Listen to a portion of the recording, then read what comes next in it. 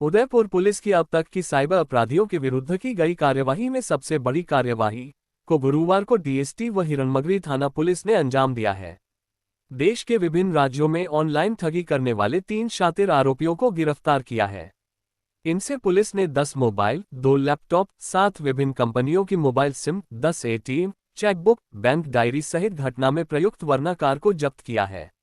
जिला पुलिस अधीक्षक योगेश गोयल ने बताया कि डी.एस.टी. टीम श्याम सिंह को सूचना मिली कि सब्सिडी सेंटर में 3 जवान उम्र के लड़के वनाकार में बैठे दूसरे व्यक्तियों से बैंक खाता लेकर उन खातों में राशि का अवैध लेन देन कर रहे हैं। इस पर हिरणमगरी थानाधिकारी भरत योगी द्वारा कार्यवाही करते हुए अभियुक्त हर्षवर्धन झा पिता राजेश झा, जयेश कुमार खटीक पिता सुरेश चंद्र खटीक एवं तूफान सिंह पिता बन्ने सिंह को गिरफ्तार किया है। पुलिस ने इनके कब्जे से 10 मोबाइल, 2 लैपटॉप, 7 विभिन्न कंपनियों की mobile SIM, 10 ATM, chequebook, bank diary सहित घटना में प्रयुक्त वनाकार को जब्त किया है। गिरफ्तार 3 आरोपियों के खिलाफ पूरे देश में 719 शिकायतों में आमजन के साथ करीब 129.72 करोड़ रुपयों की ठगी करना पाया गया है।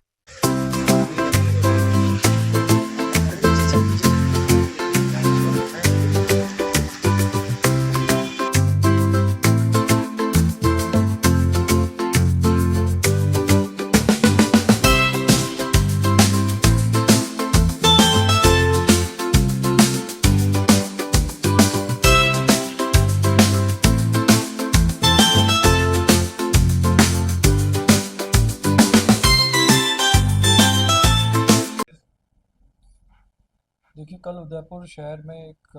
बड़ी और महत्वपूर्ण कार्रवाई साइबर ठगी के क्षेत्र में की है। कुछ दिनों पूर्व स्थानीय पुलिस और डीएसटी के द्वारा एक बड़ा कॉल सेंटर पकड़ा था, जिसमें लगभग 50 लोगों को ठगी के नेटवर्क से जुड़ा होने के आधार पर गिरफ्तार किया गया था। इसी क्रम में साइबर क्राइम के विरुद्ध एक लगातार अभियान के रूप में कल डीएसटी को एक इन्फॉर्मेशन मिली, जिसमें एक कार में 3 लोग के बारे में जानकारी मिली जो साइबर ठगी में संलिप्त पाए गए। उन लोगों को रोक कर और उनको डिटेन करके पूछताछ की गई, तो उनके पास लगभग 10 मोबाइल, 2 लैपटॉप, 7 सिम और अनेक संख्या के अंदर एटीएम कार्ड्स आदि मिले। इनसे प्रारंभिक पूछताछ और इनके पास जो अवेलेबल लैपटॉप थे और इनके मोबाइल्स थे,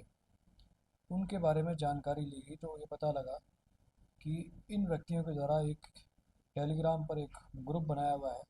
जिस ग्रुप में लगभग 20 से 25 आदमी जुड़े हुए हैं। ये 3 व्यक्ति जो गिरफ्तार किए गए हैं, जिनका नाम हर्षवर्धन निवासी गोवर्धन उल्लास, तूफान निवासी गोवर्धन उल्लास और जयेश खटीक निवासी चित्तौड़गढ़, इन 3 लोगों से जो प्रारंभिक पूछताछ से जानकारी में आया कि तीनों ही व्यक्ति पूरे देश भर से लोगों से उनके अकाउंट्स की डिटेल प्राप्त करके उन्हें एक निश्चित राशि का या कमीशन का लालच देके उनके अकाउंट्स की एक्सेस प्राप्त करते, और इन अकाउंट्स को वे फर्दर जो साइबर चीटिंग के अंदर लोग इन्वॉल्व रहते, अब वो साइबर चीटिंग किसी भी माध्यम से हो सकती है कि व्हाट्सएप ग्रुप्स के अंदर जुड़ करके